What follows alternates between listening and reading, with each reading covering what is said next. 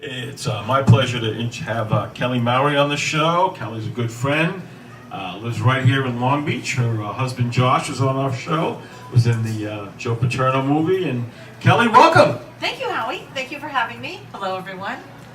Hard act to follow. Well, we're not asking you to sing. Okay, good. But you've had a quite interesting journey through life. You know, one of the great Yankees of all time, we'll start with that, is Mickey Mantle. Yep. And let's talk about your relationship with the great, legendary Mickey Mantle. Well, Mickey Mantle became my friend because I was the very first person to work at the restaurant. It opened in 1988. And there's a picture of you in the Mick. Yep, me and the Mick. And that is Greer Johnson, who continues to be my very, very good friend. That was Mickey's manager and best friend. And that picture is actually after he passed away. We had an auction and everything went to charity. And Mickey, you know, when it wasn't me, it was Bill Lederman decided to open up a restaurant on Central Park South. And basically he wanted three people. The first was Mickey Mantle, Ali, or Joe Namath. And Mickey went right for it. So I was the first one hired. I became Mickey's very good friend through Greer Johnson, who continues to be my good friend. And I was his personal server. I sat there when he was with Billy Crystal, Whitey Ford, Billy Martin. I was there when Billy passed away. We had the reception there afterwards.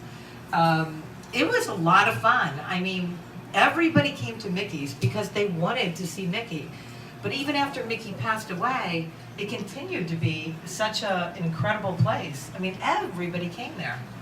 And Mickey was, he was beyond life. He was... Larger than life. Larger than life, yes, he was. He actually, when I left, he signed 4 of these for me. And these were the best that we wore. And signed 4 of them for me. And they're worth quite a bit of money. And then, after... he also signed the book, and this is all I have after Sandy did our house. But so many books I got for people that he was such a doll and so sweet about everything. I mean, he was a handful, but he was a kind, generous person. And I guess really what you would say today, besides the fact that he's such a great ball player, was the fact that he was a great teammate and he was a donor in his later life. You know, he advocated being a donor, and that's remarkable. And from a personal relationship, he was a great friend and a really great human being. He was a very good friend. He was invited to our wedding. We got married on June 10th, 1995. He died in August, so he was not able to be at the wedding. But the day we got engaged on a Saturday, on Monday I called him and I said, do you think maybe you'd come over and have a bite to eat with us? Well, he couldn't because he wasn't feeling so hot, you know, but at the end of the night, he picked up our check. So when we got home, my husband, Josh, had never met him. But I said, we have to call Mickey and tell him thank you for the dinner.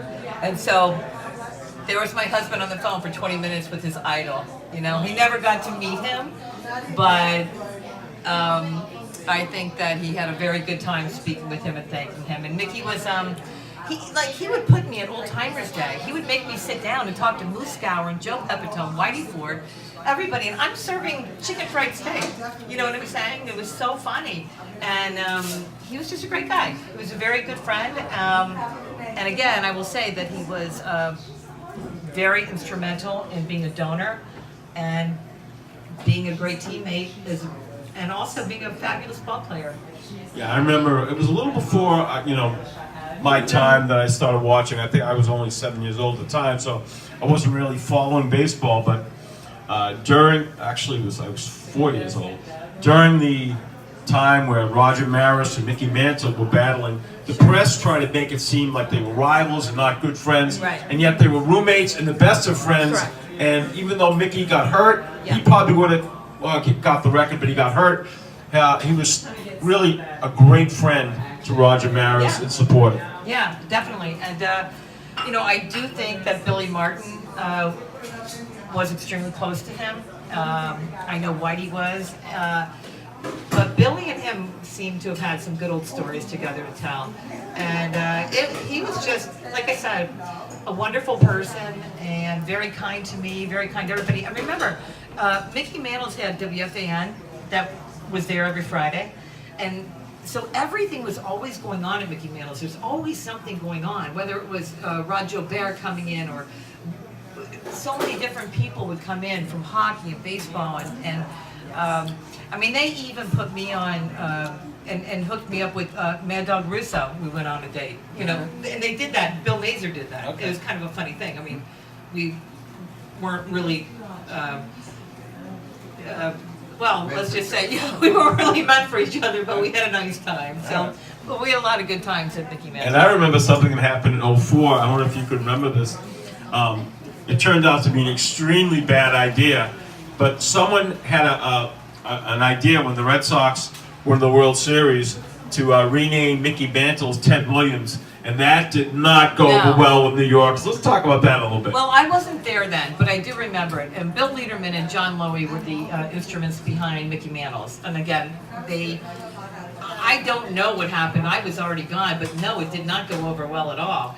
But there was always controversy at Mickey Mantle's. It wasn't just, like I said, which is kind of what made it fun. Yeah. Yeah, but no, I do recall that. But I had been gone for about 5 years prior to that. Yeah. All right, now let's turn to Elizabeth Taylor. Sure.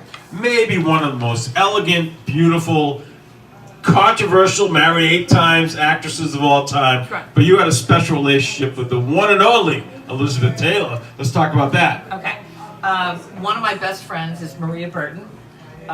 She was adopted by Elizabeth Taylor, first with Eddie Fisher, and then legally by Richard Burton. Maria and I became friends. I was 21 years old. Her husband had an agency in New York.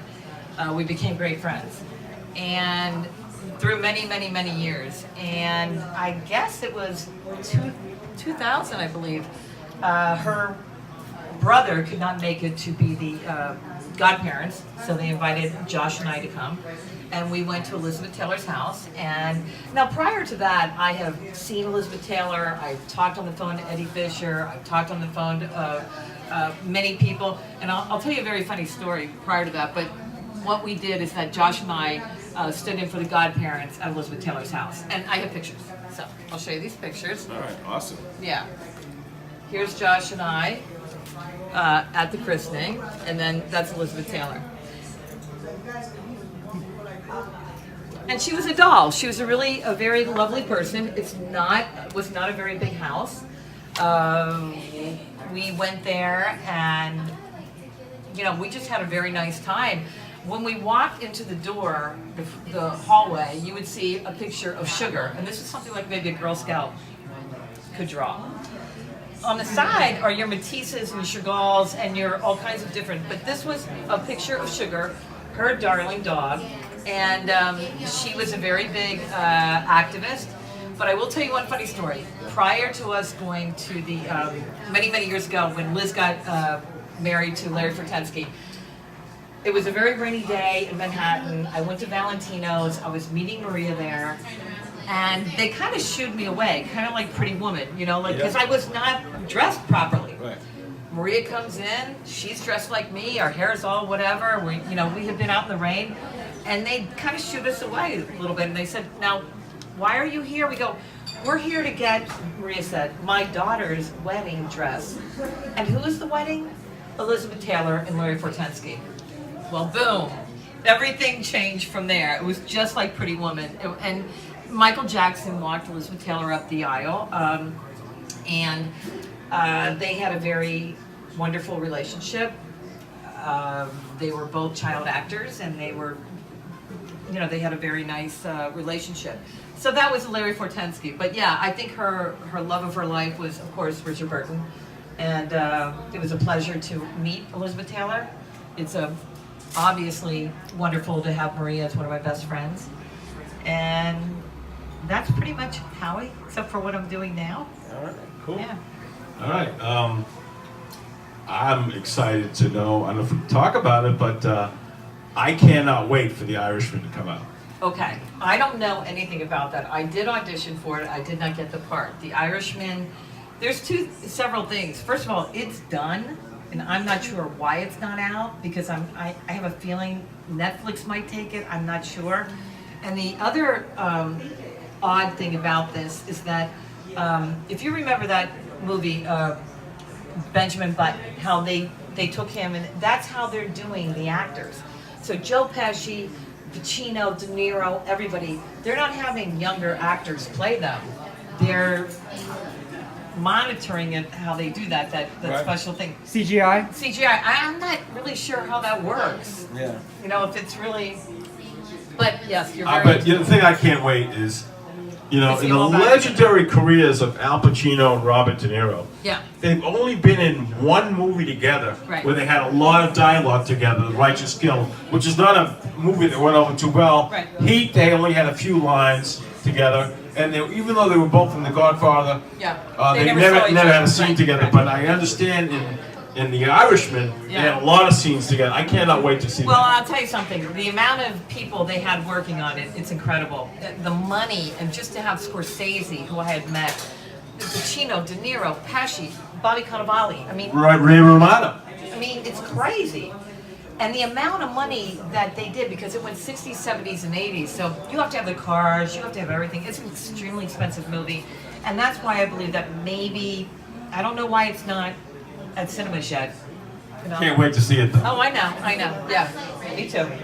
But anyway, definitely fascinating stories about Mickey Mantle and Elizabeth Taylor. And on future shows, we want to hear about some other very important people you hobnob with in the future. But happy Cinco de Mayo, and thanks for sharing, and thanks for the stories and the pictures. And that's awesome. Mickey Mantle and Elizabeth Taylor, two superstars in their respective industries. Thank you, Howie. Thank you for having me. It's a pleasure. And you know what? Just to be a humbled wannabe actor in Manhattan, it takes you on so many different paths to meet so many different people and have so many good stories. So thank you. Thank you. All right. Thank you, Rocco. Let's give it up for Kelly Mowery.